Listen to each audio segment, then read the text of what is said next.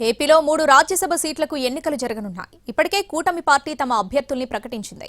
అయితే టీడీపీ ప్రకటించిన అభ్యర్థుల్లో సానా సతీష్ అనే వ్యక్తి పేరు ప్రస్తుతం హాట్ టాపిక్ గా మారింది. సతీష్ ఎవరనే దానిపై ఏపీ రాజకీయాల్లో ఆసక్తికర చర్చ జరుగుతోంది. టీడీపీ నుంచి రాజ్యసభకు వెళ్లనున్నారు సానా సతీష్. ఈయన కాకినాడలోని తమ్మవరంలో 1972 ఆగస్టు 19న దిగువ మధ్యతరగతి కుటుంబంలో జన్మించారు. పిఆర్ ప్రభుత్వ కాలేజ్లో ఇంటర్ అలాగే పాలిటెక్నిక్ చదివారు. తండ్రి విద్యుత్ ఉద్యోగిగా పనిచేస్తూ మరణించడంతో కారుణ్య నియామకం కింద 1994లో అదే శాఖలో ఉద్యోగం పొందారు. తర్వాత బీటెక్ పూర్తి చేశారు. దాదాపు 10 ఏళ్ల పాటు విద్యుత్ శాఖలో సబ్ ఇంజనీర్గా పనిచేశారు. 2005లో ఉద్యోగానికి రాజీనామా చేసి వ్యాపారాలపై దృష్టి పెట్టారు. హైదరాబాద్కు చేరుకొని పలు వ్యాపారాలు ప్రారంభించి సక్సెస్ అయ్యారు. అండర్ 15 కాకినాడ క్రికెట్ టీంకు సైతం ప్రాతినిధ్యం వహించారు. 10 ఏళ్ల పాటు ఉమ్మడి తూర్పుగోదావరి జిల్లా క్రికెట్ అసోసియేషన్ కార్యదర్శిగా వ్యవహరించారు.